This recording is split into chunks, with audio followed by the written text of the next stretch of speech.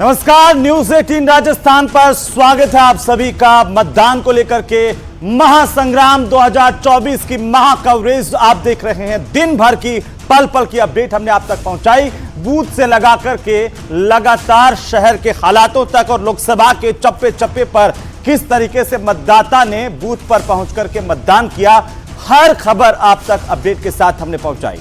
नमस्कार, मैं हूं आपके साथ आयुषी गुप्ता और सुबह 7 बजे से लेकर के शाम 6 बजे तक मतदान की प्रक्रिया और हमने आपको पल पल की अपडेट दी। न्यूज 18 राजस्थान के माध्यम से हमने आपको पल पल की जानकारी दी, कहां पर कितना प्रतिशत मतदान हुआ उसको लेकर के भी हमने आपको बड़ी अपडेट दी है। तो जिसका सबको बेसब्री से इंतजार था वो घड़ी आ गई। जी हां, आज देश के सबसे बड़े महापर्व लोकसभा चुनाव का पहला चरण पूरा हो गया है। तो देश भर में 21 राज्यों की 102 लोकसभा सीटों पर आज पहले चरण का मतदान संपन्न हो गया और इसके साथ ही राजस्थान की 25 में से 12 लोकसभा सीटों पर भी शांतिपूर्ण तरीके से वोट डाले गए। कई दिग्गजों की किस्मत अब ईवीएम में कैद हो गई है, जो पहले चरण की लोकसभा की सीटों पर किस्मत आजमा रहे थे।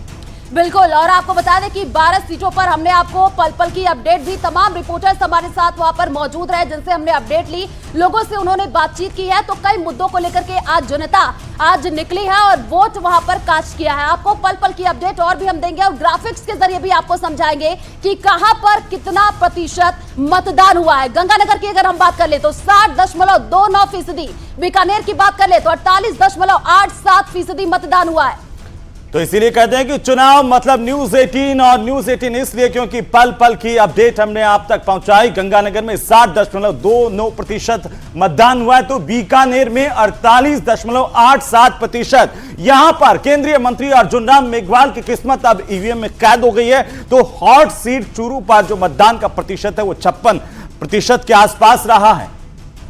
और लगातार हम आपको अपडेट दे रहे हैं, ग्राफिक्स के जरिए हम आपको समझा रहे हैं। देखिए, अलवर में 53.31%, भरतपुर की अगर हम बात कर ले तो 45.48%, करौली धौलपुर की बात कर ले तो 42.53% मतदान हुआ है और दौसा में 45.63% मतदान आज होने की जानकारी अब तक की अपडेट में सामने आ रही है। नागौर, जहां पर हनुमान बेनीवाल और ज्योति मिर्धा के बीच में मुकाबला, वहां पर 49.92% मतदान हुआ है।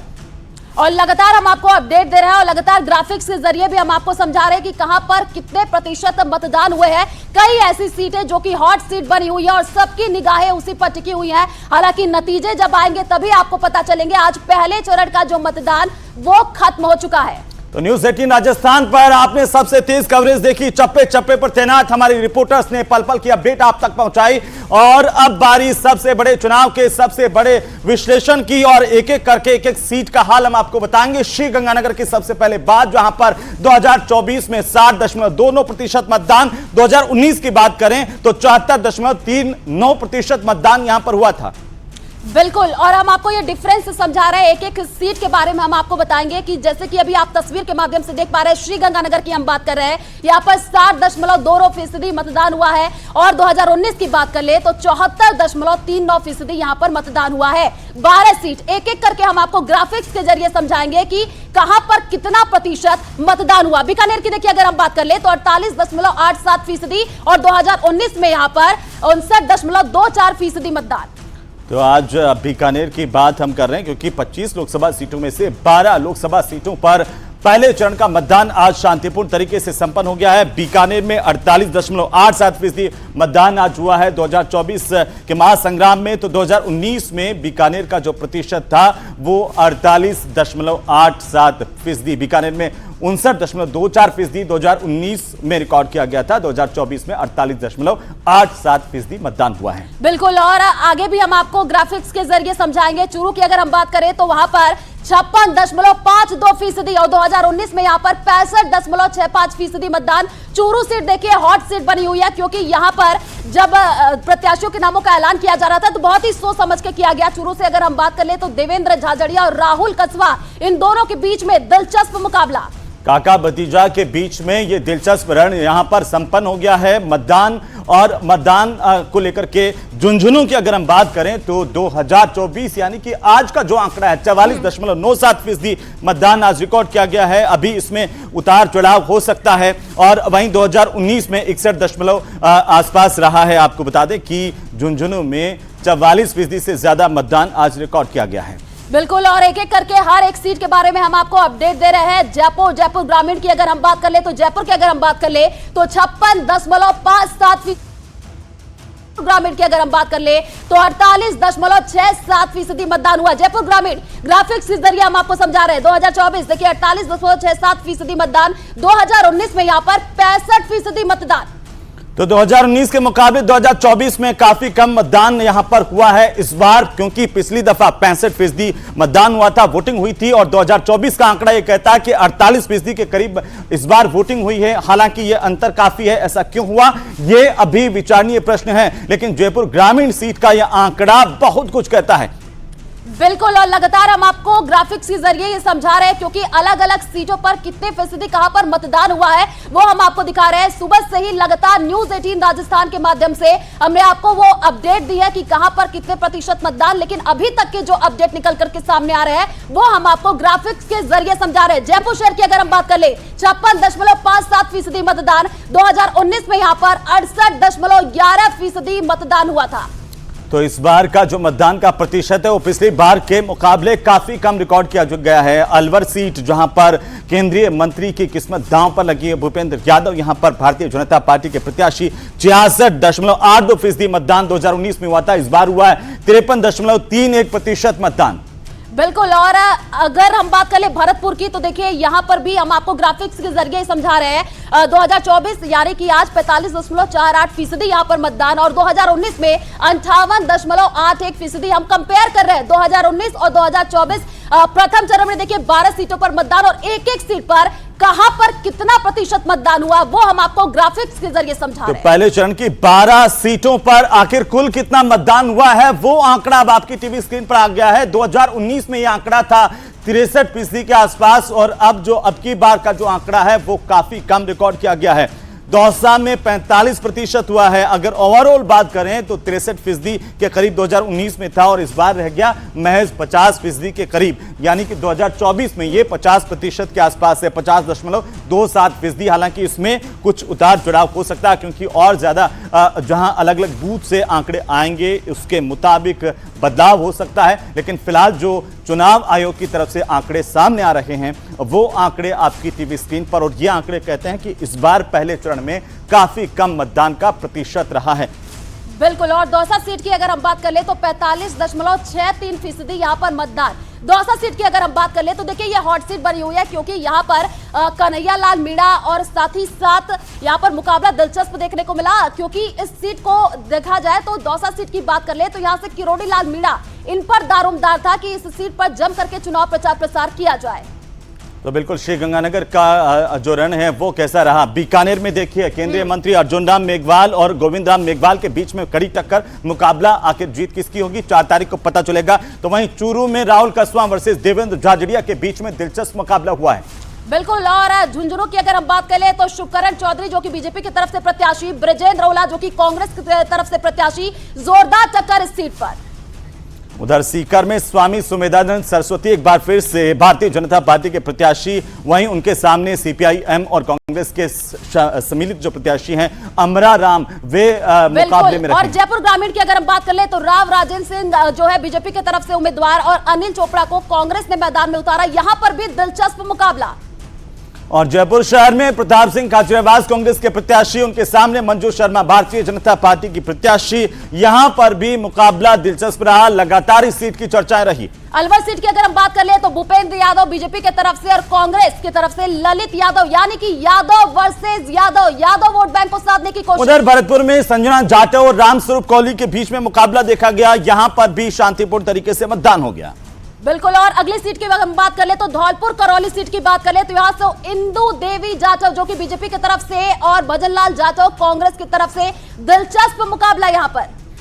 उधर दौसा में मुरारीलाल मीणा कांग्रेस पार्टी के प्रत्याशी जो कि विधायक भी हैं, उनके सामने पूर्व विधायक कन्हैयालाल मीणा पर भारतीय जनता पार्टी ने दांव चला। यहां पर भी लगातार कई तरह की चर्चाएं रही, मुकाबला दिलचस्प रहा। नागौर सीट हॉट सीट, यहां से बीजेपी की तरफ से ज्योति मिर्धा और हनुमान बेनीवाल यहां पर आरएलपी। आपको बता दें कि इस सीट पर दिलचस्प मुकाबला, क्योंकि बयानबाजी भी इस सीट पर देखने को मिली थी और एक दूसरे पर वार पलटवार का भी दौर देखने को मिला था।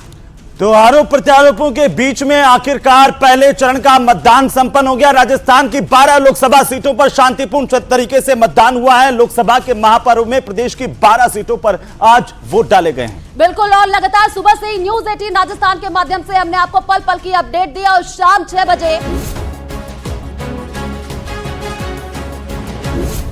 प्रचंड बहुमत से मोदी जी की सरकार बने। लोकतंत्र के महापर्व का पहला चरण।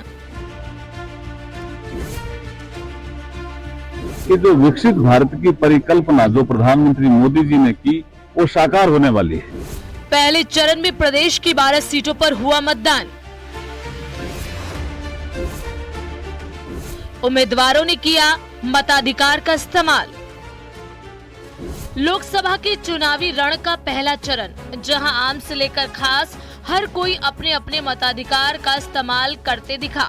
इसी कड़ी में प्रदेश की 12 सीटों पर पहले चरण में मतदान हुआ, जिसमें कई मतदाता ऐसे भी थे जो खुद उम्मीदवार हैं। आइए इस रिपोर्ट में आपको दिखाते हैं किस उम्मीदवार ने कहां पर मतदान किया। अर्जुन राम मेघवाल का मतदान। बीकानेर से बीजेपी उम्मीदवार अर्जुन राम मेघवाल अपनी पत्नी के साथ किस्मी देसर के राजकीय उच्च माध्यमिक विद्यालय में मतदान के लिए पहुंचे। लाइन में लगकर अपनी बारी का इंतजार किया और फिर नंबर आने पर बूथ नंबर 175 पर अपना वोट डाला। आपको बता दें कि बीकानेर में कांग्रेस के गोविंद राम मेघवाल और बीजेपी के अर्जुन राम मेघवाल के बीच कड़ी टक्कर मानी जा रही है। देखिए, आज मतदान केंद्र पे मैं महसूस कर रहा था, मतदाताओं में जबरदस्त उत्साह है और ये उत्साह ये दिखाता है कि जो विकसित भारत की परिकल्पना जो प्रधानमंत्री मोदी जी ने की वो साकार होने वाली है। बहुत अच्छा लग रहा है। सब प्रेम से सब आ रहे हैं, प्रेम से वोट दे रही है। ये हमारे सब फैमिली है। 2 दिग्गजों का मतदान। अब चलते हैं दौसा, जहां बस्सी के कल्याणगंज में बूथ नंबर 42 पर बीजेपी प्रत्याशी कन्हैयालाल मीणा ने वोट कास्ट किया। वहीं दूसरी तरफ कांग्रेस प्रत्याशी मुरारीलाल मीणा ने कर विभाग में बनाए गए मतदान केंद्र पर वोटिंग की। यहां वो अपने परिवार के साथ पहुंचे थे। मैं आम मतदाता से अपील करता हूं, हाथ जोड़ के प्रार्थना करता हूं कि वह सब लोग पहले मतदान करें, बाद में जलपान करें। अच्छा माहौल है पूरे क्षेत्र के अंदर। मैं समझता हूँ कि लोगों की भावना कांग्रेस के प्रति हमारे प्रति बहुत अच्छी है और 8 विधानसभा में इस बार हमारे यहाँ से कांग्रेस जीतेगी, एक में माइनस नहीं होगी। ज्योति मिर्धा का मतदान। नागौर से बीजेपी उम्मीदवार ज्योति मिर्धा भी वोट डालने रतन बहन स्कूल पहुंची। उन्होंने पूरी प्रक्रिया का पालन किया। मतदान के बाद उन्होंने मतदान का सिंबल भी शो किया। हालांकि इस दौरान वो अपने विरोधी और इंडिया गठबंधन प्रत्याशी हनुमान बेनीवाल पर तंज कसना नहीं भूली।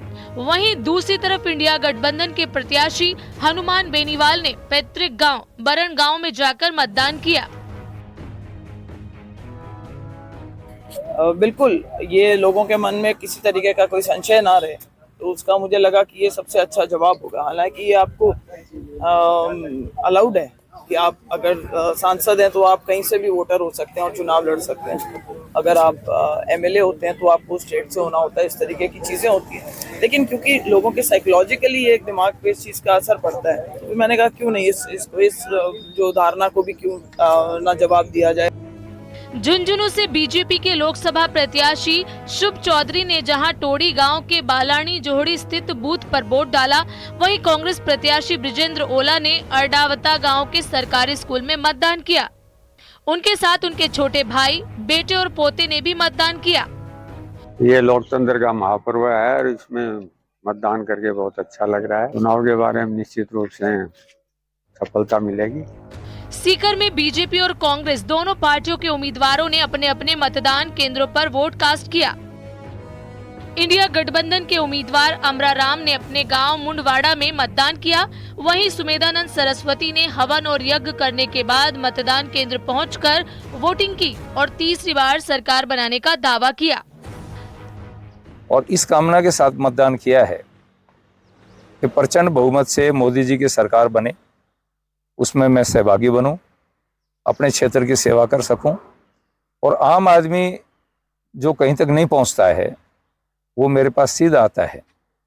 तो इसलिए गरीब, किसान, मजदूर, महिला, युवा, इनके कल्याण हेतु ये काम हो, तो आज सुबह सुबह मतदान किया है। और प्रियंका बैलान का मतदान। श्री गंगानगर लोकसभा सीट से बीजेपी उम्मीदवार प्रियंका बैलान भी मतदान करने पहुंची।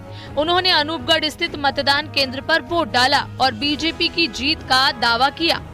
4 जून 405।